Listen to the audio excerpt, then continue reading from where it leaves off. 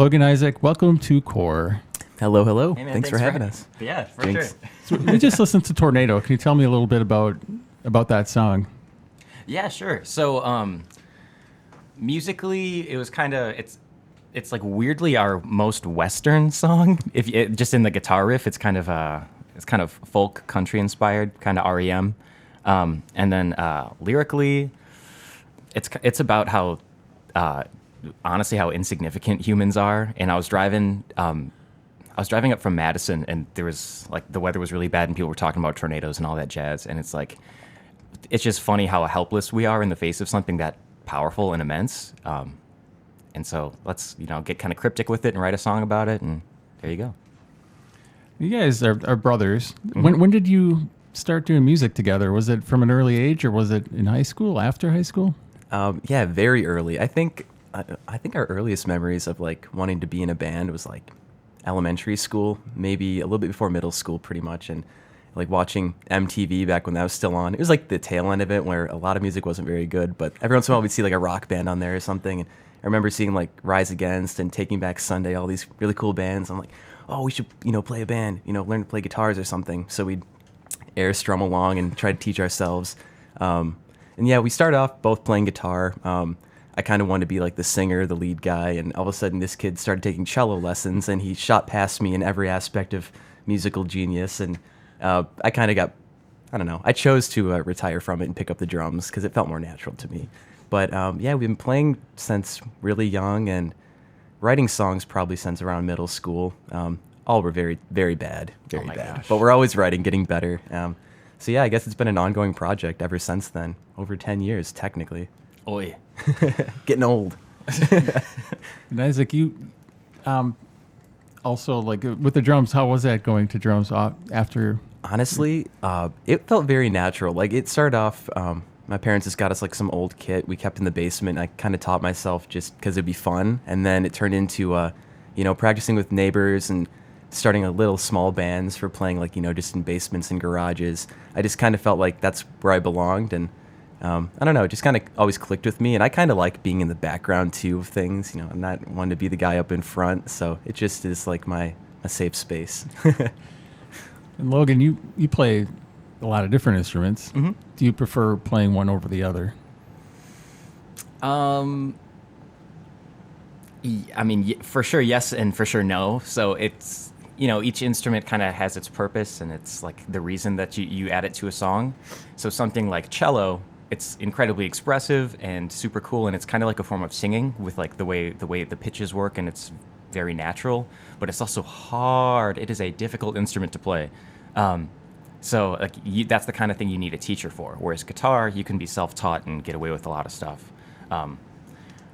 So since guitar's easier for me, I like playing that one because then I can still do some cool arpeggios and stuff, but sing at the same time. Whereas something like cello or piano, it kind of takes more of my focus. Have you added cello to any of your songs yet at this point? Back in the day, songs that luckily no one's heard, really. But we're working on a new record, and there's cello all over it. Where are you doing the new record? At our house. Yeah, it's all in our little home studio. So you guys are trained, self-taught as far as recording techniques? Yes. Well, yes and no. I did study a bit at the university. I didn't major in anything because I couldn't actually get in the music program. I'm a drummer, don't read music. But I did like basically every course I could take, minoring in music industry, so recording tech and music business, all that stuff. Got some hands-on experience in the studio on campus, learning like fundamentals about microphone placements and mixing, things like that. But it's kind of been self-taught more than anything, like downloading the software, recording and mixing, and kind of learning as you go. Again, it's like songwriting. Starts off very rough, but once you keep going, it gets a lot better. And I know we've reached a point where we're not nearly as good as like any kind of pro studio, but it's more, I guess, beneficial for us to have the time and flexibility to do whatever we want, because in a studio there's the time crunch of time is money, and you got to know what you're doing. And we like to kind of sit around and like redo things, layer stuff, kind of really get into it as like the studio's an instrument in our eyes. We got to play it and like create within it. It's not just going in to record the songs you already wrote. That's how we like to view it. So The downside of that is we are very, very bad with scheduling. We'll say like, yeah, we got a new album on the way, and it's like 6 months later. We're going to start it soon because we just kind of, I don't know, work and overthink a little too much, but we're going to see how it goes. We're starting out, actually just tracked almost all the drums yesterday. Got a couple more to do today, but we're already going on it. How many songs are you doing? This release is going to be only 7. Okay. They're songs that we've kind of written and played out for the past couple of months, but we actually have another batch of new songs on the way with our new members, which we can talk about later, but we're probably going to release that right after. So 2 mini albums, 2 EPs, whatever you want to call it, but they're on the way. Excellent. And so when did the present age officially come into creation? Like it happened. There's like, waves, I guess. 3 different times. So the first time would be when we were in like 5th and 6th grade, and we're like, hey, we're in a band now, even though we didn't know how to play instruments. Yeah. Then the other time was right out of high school. So that's 5 years ago for me. It was we just kind of like, well, we're going to school. We really want to do this music thing, so we need to get some recordings and actually start pushing ourselves so people can get to know us. And then it changed again once we switched from a 2-piece lineup to a 3-piece. And then now that we're a full 4-piece, it's kind of like, okay, here we go. Now, like, we've always kind of planned on having a 4-piece. This is the band. Now, I joked once we added the new guys like a few months ago, we might as well have changed the band name. Like it's a whole new project. It's not like it used to be. Everything I said went more or less because I was kind of a control freak. So I just eased up, and like now I love the collaborative process a lot more. Mm-hmm. That's about right. So is it kind of hard, Isaac, to have your brother in the band and not?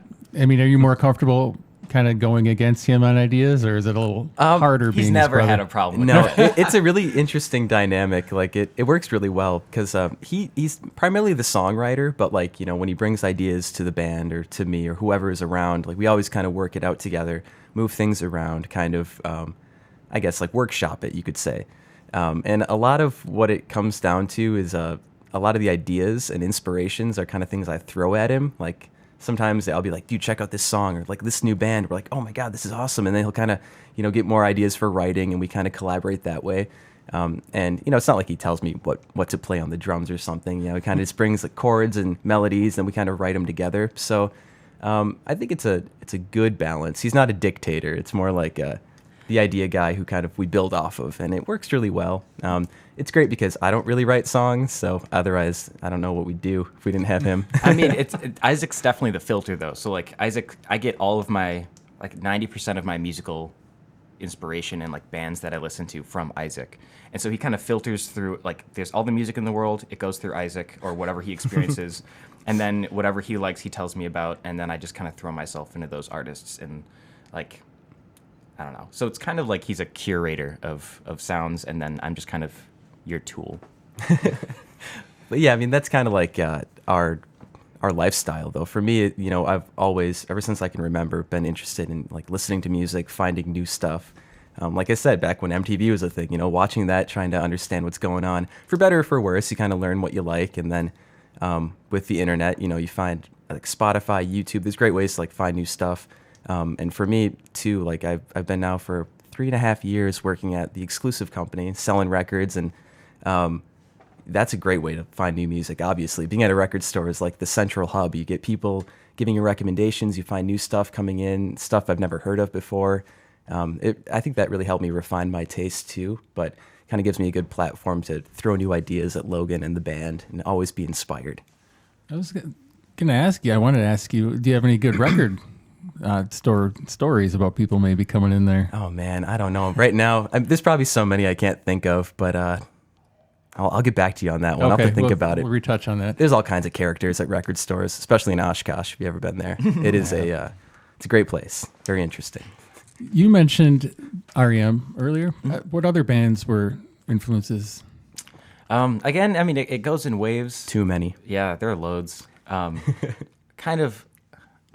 So what Isaac and I try to do is when we find bands that we like, we listen to their influences, and then we listen to their influences, and then we listen to their influences, and try to trace back those like musical heritages. If it wasn't a word, it is now. Right? So it changes. Like there are definitely bands that once we know a ton about them, they stick around and we still love them, and like we never kind of break the mystery. Neil Young, Radiohead, Beatles, Beach Boys, Byrds, a lot of post-punk bands like Wire or Joy Division.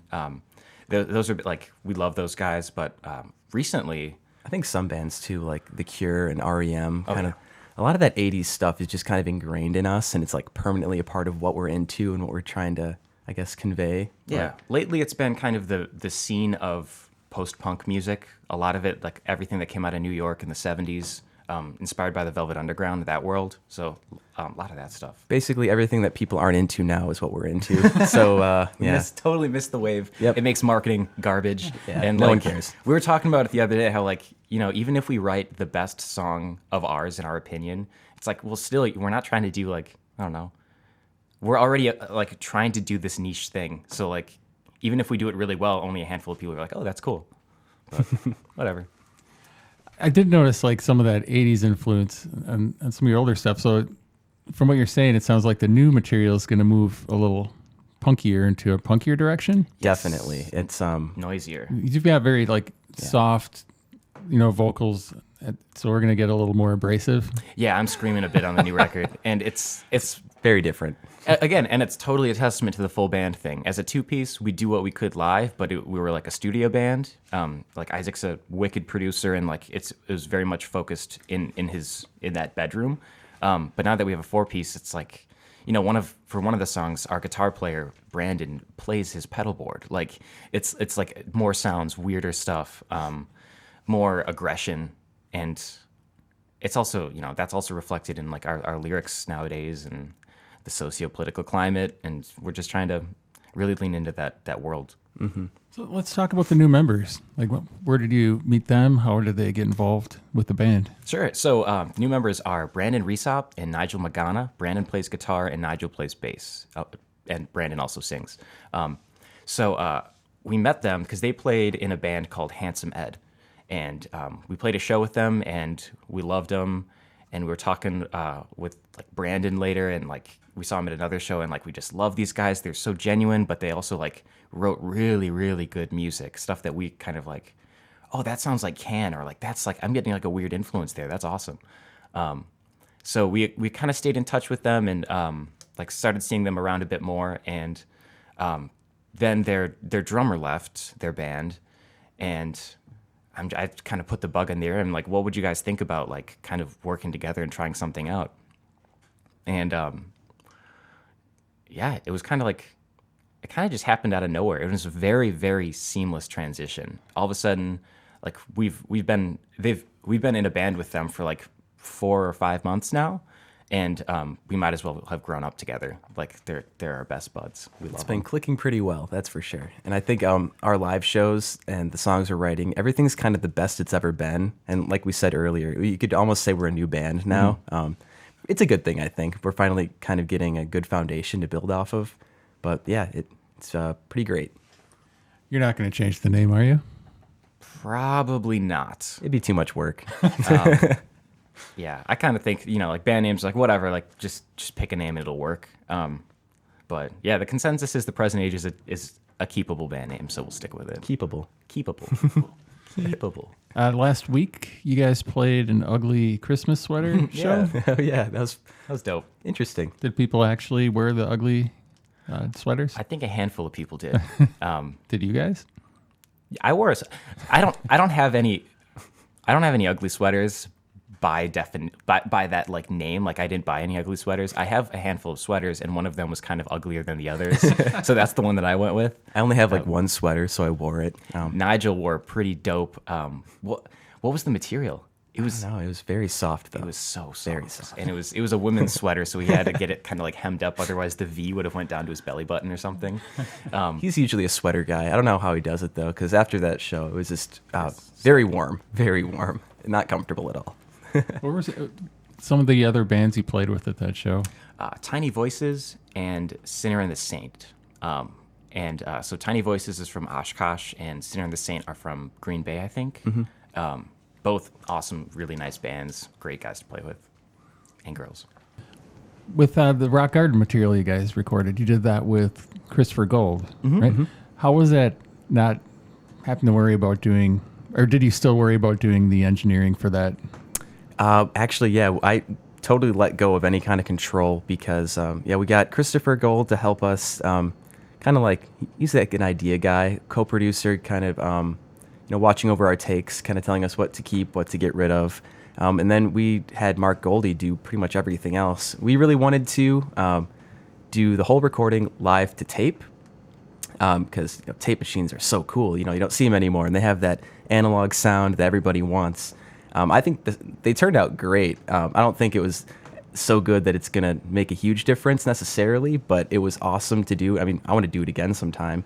But it was just really cool to see Mark kind of, at the helm of this spaceship-like command. And he had all these knobs and buttons. And no computer involved. I didn't know what he was doing because I do everything pretty much on a computer, like in the box, very digital. But it was a really awesome experience, like learning, seeing how he did it and everything. Yeah, and Chris is great because, like, he also knows us really well. So while we're still grasping on, like, explaining ourselves to Mark and, like, trying to tell him what we're into, Chris will just kind of, like, navigate that space and just, like, kind of speaks really well on our behalf. Was it nice not to have to worry about doing the recording part yourselves? Could you focus more on the performance? Definitely, yeah. I still get kind of... I get all nervous with takes because they're so, permanent, and I want to get it right. I don't like to overdub or, like, edit drums. I want to do it all in one take. So with, being in a studio, recording to analog tape, having this money and this time pressure under you, it was a different kind of pressure, but it was nice not having to worry about anything but playing. I certainly like that a lot. Did you guys nail it on the first or second take? Some of them. I can't remember. I don't know. I think... Pretty close. So Low took a few times because that was the first one we started with. And then we basically cruised through the other ones. I think the low vocal take was my first one. And I think some of the guitar drum stuff. And then I think the bass was all first take. I mean, were we there for only a day or did we do a couple? It was like 3 hours. Yeah, 3 songs in 3 hours. We work efficiently. That's how we do it. We want to go back to the record store. Oh yes, the record store. You think of any record store stories? Man, I don't know. It's an awesome place to be because like people come in, like kids or college students or even older people, and they're like, "Wow, this feels like I'm back in the '80s or the '90s." And I take it for granted, I guess, being there and seeing all these records and posters and just the culture of it. But it feels like a different world. It's kind of like, it feels like you're in a different, like a past life kind of. And I think it brings in a lot of really cool people. I have regular customers who come in weekly. They buy records. They talk music. They're really into it. Like collectors, people like that. I got a bunch of like quirky, old customers that I love who come in and they only look at like the 99-cent records, old jazz and polka and classical music, and they're really fun. The weirdest thing I've noticed, honestly, is this wave of the kids. I say kids. I'm only 24, but these youngins now. Yeah, like everyone's doing it for the gram. Like if you're on Instagram, you gotta look cool. It doesn't matter like if you buy records or listen to music, because I swear every day you have these, it could be anybody, but it tends to be young girls come in and they're all prettied up and they got a friend with a camera and they kind of look around all nervous. I'm like, well, they're not here to buy anything. And they kind of spend 20 minutes going around the store, acting like they're digging through records or posing. And it looks super cool, but I hope their followers know that they don't actually buy anything. It looks cool though. But that's the world we live in. As long as you look cool and you seem marketable, that's all that matters. Real life doesn't exist. Is there an annoying question that you get a lot? Oh man. Anything over and over? Do you guys have the new Billie Eilish record? That's the newest one. Now, she's pretty cool. I'm into it. We sell a lot of Billie Eilish, though. Holy crap. I don't know. Not too many questions. I think I don't get too annoyed. I'm a pretty easygoing guy. But I think the biggest thing is, I'll have somebody come in and they'll say, oh, my parents got this record collection, or my grandfather passed away. There's this collection of records. Can I sell them? Like, yeah, totally. Like, we'll take a look through. And then they ask, how much do you offer? And it's like, well, that just varies. You know, I can't say I'll give you $1 per record, because maybe some of them are really old or crappy, or maybe you're sitting on an original pressing of Pink Floyd's Dark Side of the Moon, and I'd offer like 50 for that or something. I don't know. So I think that's the biggest thing, is people don't really get the game of buying back records. Is, you know, depending on the condition of it, the age, or the pressing, it could be worth a ton of money or it could be worth nothing. So I think just trying to explain that to people is the most exhausting part of the job, but it's fun. I love it. I'll ask you one more question about the record store, and then I'll get off that topic. Have you seen the movie High Fidelity? No, I have not. And actually, all my coworkers are like, Isaac, you need to watch this movie, because they've all seen it, and they're like, this is so much of like what we go through, and it's like life in a record store in the 80s or 90s or whatever. And I've been meaning to, but I haven't gotten around to it yet. Thought maybe that would be like a checkbox on the application that you had to check that you've seen it before. Probably back in the day it was. They actually used to have, I don't know if they use it now, but I was stumbling upon some papers hidden away at one of the office locations at our store, and there's like an old application where there's a sheet attached to the back, and it was a kind of or not a survey, like a trivia question. Like well, there's about 50 questions actually, and they were things like, you know, who did Gene Simmons play with? And they give you 4 options, like bands to choose from, or name 4 Beatles records. And like, I guess people actually got tested on this stuff back in the day, but now we don't, because I guess we have the internet. And I mean, I learned a lot while I'm there. Back, you know, 3 years ago, I didn't know as much about, you know, certain artists or the history of music, but, you know, by being around it, talking with people, having Google right there on my computer, you kind of learn as you go. So it's a different world, but they definitely used to have those kinds of tests. That's for sure. Any possibility of doing vinyl for the present age? Oh man, we've been talking about it. We really want to. I was pushing for it for this next release, but there's someone among us who's responsible for most of our production and mixing who says, we should just wait until we have better equipment. I wish he was here. I'd give him a piece of Well, I'll tell you what. Okay, well, the thing is, like, it's I can't make a decision now. It all depends on how the product turns out, but we're doing everything ourselves. You know, we just want to get music out there, because it's been way too long since we've put out an actual release, and we've got all these songs we are playing that are totally different. No one really knows what we sound like anymore, and we kind of need to build ourselves up from the ground up, like totally new. So the idea is just getting these songs out kind of as quick as possible. I'm not expecting them to sound perfect necessarily, because they're recorded at home.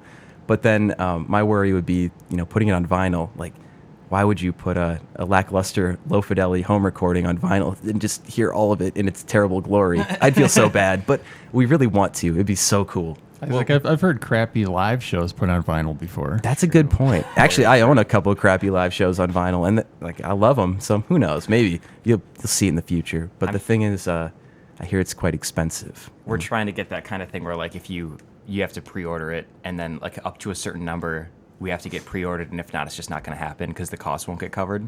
Because some places, like, the minimum order is like 200 records, or like sometimes it's 1,000 records. It's like, we are not going to sell any of those. Like, do I know 200 people? Like, I don't know. So it's very much a money factor, and we also, like, we don't like gouging people for stuff. Like, we'd have to sell one of the records for, like, you know, $25-$30, and it's like, well, we're nobodies, and we'd rather, it's the people buying it are our friends or our family or people who really like our band, so why would we want more money out of them? Like, so we try to make it transparent. If we're going to do vinyl, we're probably going to see no profit from it. It's just going to be at cost, like, just because it's going to be bloody expensive.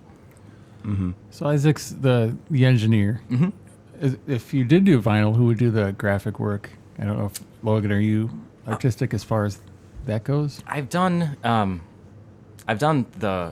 the past releases of ours, but it's something that really stresses me out, and I'm not a big fan of it.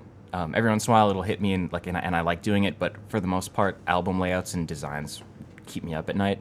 So we have a few friends who are artists who we want to work with. Brandon, our guitarist, does a ton of graphic design, and he's really talented with that. So he could help with, like, images or format. We have 2 artist friends. One of them is in Pakistan, and the other is a buddy in Oshkosh. And we're kind of talking to both of them and getting a feel for stuff. But we try to keep it real, where we want we want to get them the music so they can make something for the music, but we also don't want to make them make something for the music and then just be like, oh yeah, that's not going to work. Sorry, thanks for working. Because like then it's like, you know, they put however many hours into that project, and then we're just like, no, we don't like it. So it's kind of a weird thing where we want to. There's a dance. There's a vetting process where we kind of see if things work out well. We don't necessarily know what we want to do visually. I think that's the problem. Is we're really good at, I guess, writing music and knowing like what we like to hear, but we're bad at everything else. Being in a band, like marketing and pictures and all of that. So with art, it's like, you know, we want to do something that maybe reflects the music pretty well, but also I think more than anything, we're just open to collaborating with other people. Like the more people you get involved on the project, I think the better. There's more, you know, variety and diversity then, and you have more people on your team, you know, like talking about the project. So I think we're kind of looking to get someone else involved as far as art goes, and maybe other aspects of the record, just to have, I guess, more variety in that. Are there any albums from the 70s punk movement or the 80s that really stand out to you as far as album covers that yes, mean a lot to you? Very much so. For me, I guess it's kind of biased because I'm so obsessed with them, but REM, I mean, every one of their records is so cool. Like, it's either really abstract or kind of mysterious. They have a really cool vibe, I think, in all of their music. And it's more like an art project, actually. And that's kind of what we're more inclined to move towards, you know, making it more like an art project and keeping some mystery and leaving some room for interpretation, things like that. I don't know what you were thinking, Logan. Pixies are like that too, for sure. Stuff like Television, like their first record, Marquee Moon, it's just a picture of them, but the way it's laid out is so cool. Same thing with Patti Smith. And like, I don't know. I like the way the Talking Heads would do kind of minimal stuff as well.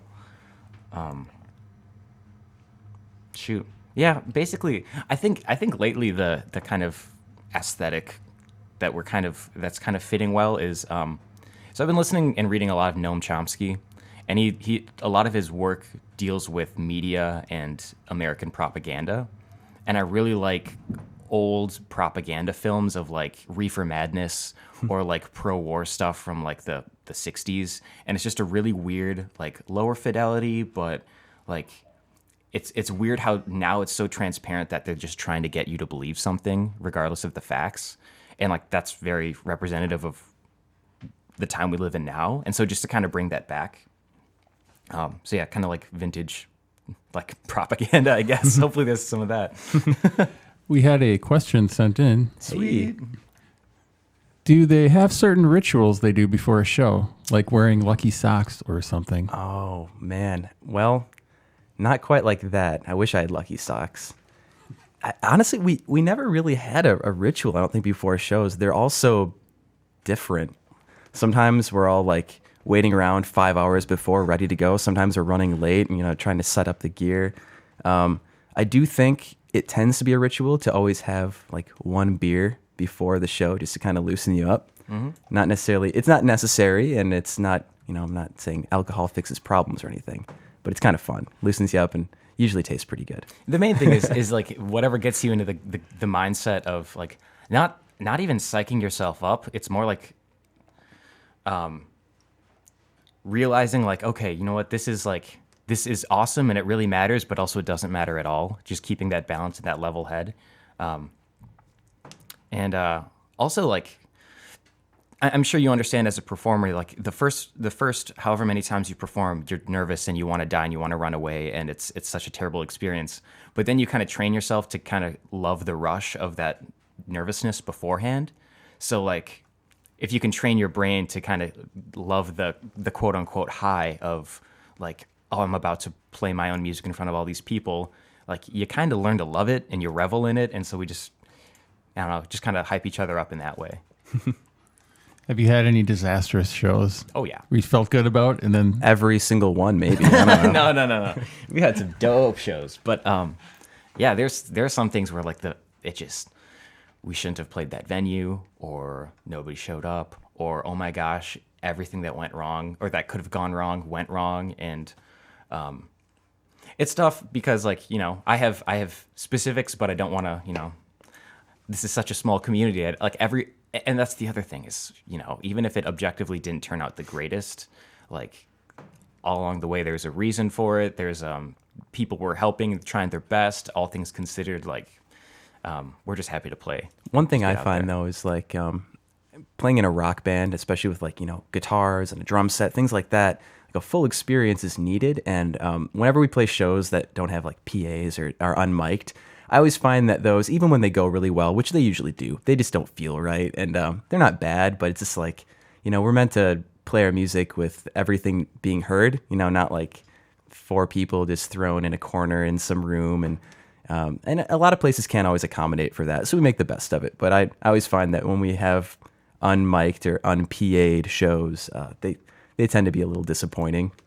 And in the same vein as that, like the fact that our newer stuff, we're trying to do kind of artsier, noisier stuff. One of the songs is like 7 minutes long. The first 2.5 minutes are a real song, and the rest of it is an improvised noise jam. And you can't do that at a coffee shop and expect people to think you're like the coolest band out. So yeah, kind of that like. I think it's like about playing to the room and also learning to be more self-aware of what you're doing and where it may not fit. And I think we have to get better at kind of maybe turning down shows if it's not going to necessarily work, because we can't accommodate always with our style of music. That's why, it's like, oh, I wish we could just turn into like a folkier singer-songwriter band so we could go around with acoustic instruments and play anywhere, because then it always sounds good. But that's not really what we want to do right now. So, are you guys hauling around a ton of gear for each show? I don't know I don't remember what your setups consist of. Actually, not too much. It's a pretty small drum kit that I have, and then everybody's got decently lightweight, small amps. There's only 4 of us, so it's 3 guitars, 3 amps, a drum set. It's almost enough to shove in the back of our 2003 Toyota Highlander SUV, greatest little vehicle on the planet. Sometimes we have to take 2 cars, but we don't really have a whole lot of like sound equipment or anything, at least not yet. So we travel pretty light. Got another question here. What was your biggest learning experience or aha moment related to music or life in general? Ooh, man. I'll have to think Getting about this deep one today. Yeah, I like it though. That's good. That's good. I mean, there's so many variables. I mean, life lessons. This could be totally unrelated to music. Right? Oh man, it depends. It depends on how. How about a music one? What do you think? Yeah, no, that's good. I was gonna say, like, how inflammatory do we want to get? Like, we could get into it, but musically, getting into Radiohead was a big one. That was a big turning point for us, because before, I think we got into them because we were into Sigur Rós, and like just like, oh, apparently they toured with Radiohead and they were fans or whatever, so we went back and found them. Beatles were a big one. Neil Young was a big one. I think, yeah, just learning to love a lot of the artists that we do now, who are real artists that are changing, they're growing, their music's constantly reflecting their personal growth. I think was a point where we're like, this is resonating with us. It's really real. We never have been really into just getting attention. So like some people want to play in a band just because, pick up chicks, or, we want to get famous or make money. And we kind of see through that all the time, and we're like, well, we don't want to be fake. We just want to write music that is reflective of how we feel, what we're thinking, and we really, really want to make it unique, but it takes time to kind of get your own sound. But yeah, like you said, I guess we always overstate this maybe, but really like learning about bands, like the big bands, like the Beatles and Radiohead, and bands that I put on the same level. Maybe I shouldn't. Some people hate them, some people love them, but like to us, they just taught us so much, like opened up this whole new world of songwriting and production, and I guess just being in a band in general, it really resonated with us. Yeah, I think now that you were talking, I kind of figured out what I want to say. I was born in 96, Isaac was born in 95, and so we've basically only known like a pretty heavily media culture, especially with the internet. And so when we were starting out getting this music stuff figured out, a lot of stuff was on our minds that we had to get figured out first before we even thought about music, which is totally backwards. So, it's like, oh man, our online presence sucks. Like, we need a better image. We need all that jazz. But it's like going back in time to different artists, and again, knowing that musical heritage and just seeing the way music is actually done. It's all about it's all about what happens in the real world and then just harnessing that and putting it out and showing people. So rather than sitting in a studio and creating the most perfect mathematical production piece, capture lightning in a bottle, like put up a microphone and record your live performance. Do as much live as you can, because it's not what you can do if you're allowed to chop up your take. It's what can you as a musician do? What can you show the world? What are you going to leave as an impact? So we kind of went offline and then just focused on the real world, our musicianship, our learning, all that, and now we're ready to go like back online again, kind of thing. It's kind of like a metaphor for the people shopping in record stores. You know, some people do it because it looks cool on Instagram, and some people go to buy records. And for us, we're here to write music and hopefully reach people with it. But you know, some people would just rather dress super cool and take pictures and sell themselves as kind of like a celebrity. And that's cool if that, you know, gives them happiness and if it's, you know, helps them succeed. But we're just trying to like go from a very organic, I guess, artistic standpoint. We're trying to. I don't want to sound like full of myself because, I mean, we haven't done it yet, so we're all talk at this point. Oh, yeah. But it's all about the music, really, at least to us. The scene is thriving in Oshkosh, isn't it? It is awesome. Yeah, I mean, I don't know how long it's necessarily been going because we only have been there for 5 years, maybe a bit more, because we studied there at the university, have been kind of bumming around, living in different like rental houses, always houses, no apartments because they don't like drum sets. But yeah, just in the couple of years we've been there, there's been so many new bands popping up. There's a lot of older bands I never knew were there, but like people who've been playing for decades are like still there supporting new music. There's a whole culture that I think a lot of people don't realize is actually there, and it's a lot more vibrant than anyone really thinks. You know, we know Appleton, we know I'm sure Madison and Milwaukee have pretty good scenes, even though they might be a bit more disjointed because they're so large. But Oshkosh is a surprising underdog, and I think there's going to be a lot more to see coming up in the coming years, for sure. The DIY scene is really like, that kind of made us step back, and because we weren't even that much a part of it, even though we should have, for a few different reasons. But like, just seeing how there are a lot of bands who are just going out and doing it, and that's something that Isaac and I were always like, we're just really anxious, second-guessing people. So we're always like, you know, the real reason it takes us so long for records is like either moving parts, like members changing, or honestly, just insecurity. And so it's a weird thing to work through. But then we see these younger bands, some bands younger than us, just crushing it because they're just going out and playing, even if it's just for their friends. They'll just find a space and make it happen. It's like, oh my gosh, like they're totally doing what we should be doing. They're just throwing themselves into the music, which is fantastic. We've got a question here. Hey. You're on the air with the present age. Oh my God, I wasn't prepared. Welcome. Do you have a question? Oh man, I just tuned in, so I'm sorry I'm late, but I just I was thinking about this last night, that the term indie, it seems like it's awfully worn out, and it doesn't mean what it used to mean. Does the term indie, is that attractive to you anymore? Or? I totally agree with you. I don't think it's very attractive because I don't think it means anything. I mean, the term indie is like, what is it? A style? Is it a value of your music? Is it, you know, a lack of having equipment and money? I mean, we're poor, we're independent, so I guess we're indie. But I think, yeah, I would say definitely it's worn out. It kind of had a meaning maybe back in like the 80s, maybe the 90s for artists that were starting out being a little bit different than the mainstream, maybe especially in the rock scene. But now there's so much variety, I think it kind of doesn't make sense to use. But I guess overall too, I'm kind of against the whole genre label because there's too many variables when it comes down to it. If you had to give yourself a label, what would you give it? Honestly, I don't even know. I guess we're just a rock band. I mean, we're kind of indie. We're kind of alternative. All these terms that don't mean anything. But yeah, I don't know. We play rock music. We got electric guitars. We got a drum set. We got lyrics that are sometimes political, sometimes personal. I guess that's all there is to it. Thank you. Yeah, rock band works for me. Awesome. Us too. Thanks, man. Thank you for the call. Yeah.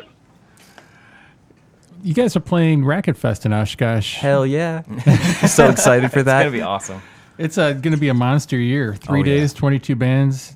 got a list here of some of the reunion sets. You guys are talking about bands that have been on the scene there for decades, and it's going to be a lot of them playing during that festival. The Guilty Wanted is one of the reunion bands. Something Phonic, The Lost Toothbrushes, and it's just a ton of bands here, and a lot of current bands as well that are just crushing the scene down there, like Cricket.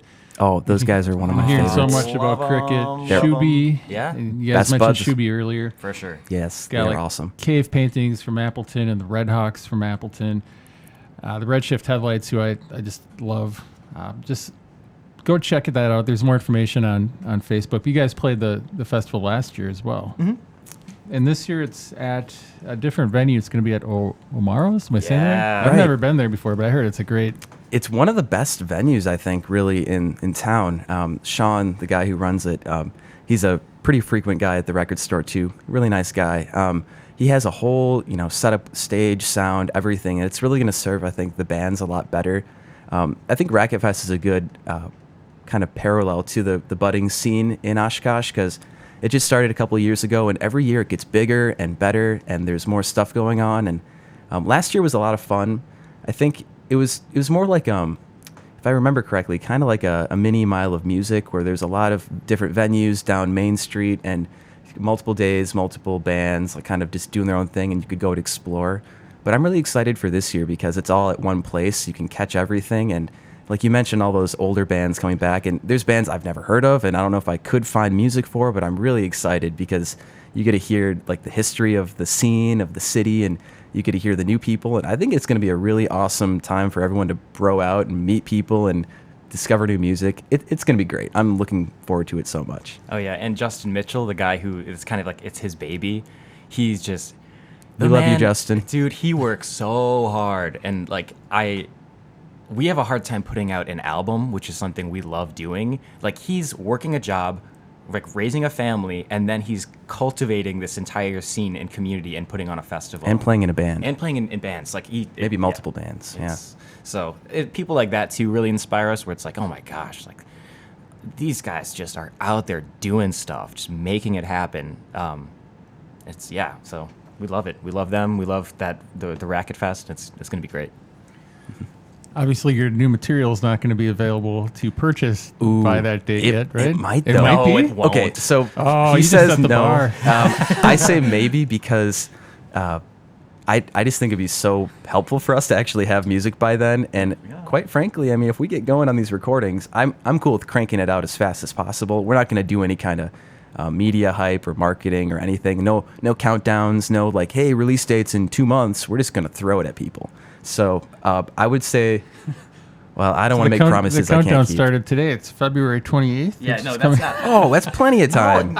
No, I would say don't plan on it, but plan on coming to see us and hearing the songs live first. Yeah. That would be probably the best bet. But maybe if you're lucky, if you cross your fingers and say your prayers, maybe something will happen. And I can say confidently that like if you come see us play these songs, you've basically heard the new record, because we're doing a lot of it like Isaac said, like we only do full takes. We don't do sections.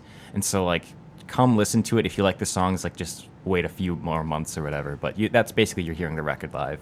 So are you adding, since you're playing it live and you're recording it, are you adding a lot of additional instruments? Or, 'cause I mean, how is that going to translate to the live show? Or is it stuff that doesn't really affect the overall sound of the song? Most of the stuff we're going to do on the record versus live is going to be slight production stuff, like some cool like layered ambient vocals or cello or like tambourine, which is super underrated.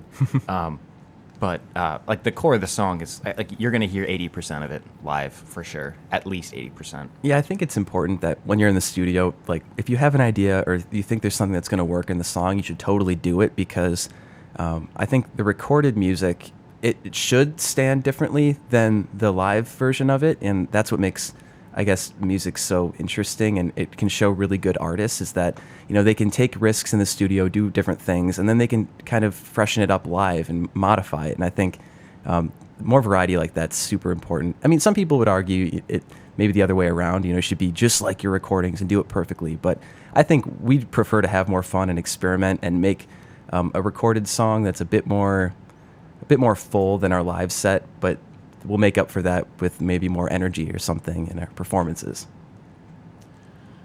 We're winding down with the show. Oh, damn. Wow, that went way too Did quickly. go way too quick. Let's keep going.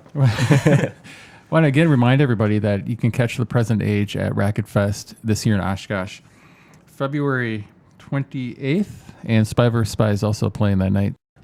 And I want to ask, what's your favorite venue to play at in Oshkosh? Because they've got quite a few cool places to play.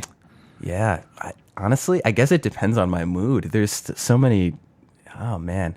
Well, I'm gonna cheat, and I'm just gonna kind of explain why I like a lot of the venues. So obviously, there's the Reptile Palace. Everyone knows it. Love it or hate it, it's so much fun. And we've played there a lot. All growing up, like early stages of our band in college up until just recently. I mean, it's a great place because they have awesome artists come through there, and it's a really good community. It's a little rough sometimes, but it's a lot of fun. There's an art gallery on Main Street called Jambalaya, and they've started doing a lot of DIY shows there too. And it's kind of one of the central places in the like underground music culture right now. And that's always a lot of fun. It's almost like a basement show, for everyone to go to. A lot of like kids, it's all ages. Just a really positive, fun environment for people to start off and just like, play music, meet people. I don't know. We've played Fletcher's a lot, and that's always a good time. We played Barley and Hops recently, and I know the gentleman who owns it is in the process of kind of revamping the stages. And I think that's kind of a theme with a lot of venues where, like, we see it in Appleton, where venues are starting to get more interested in the world of sound and music, and same thing in Oshkosh. Like, people are trying to accommodate for bands actually playing out more. So that's going to be cool to see happen too. But yeah, Omaro's is going to be so cool. We haven't played there, but it's going to be great. And Jambalaya is a big one. Barley and Hops, Fletch's, Algoma Club's great. The university's great. House shows are great. There's just, usually if you want a show in Oshkosh, you can make it happen. There are the places for it. All right. Logan Isaac, thank you for joining us on Core. Yeah, thanks for having us.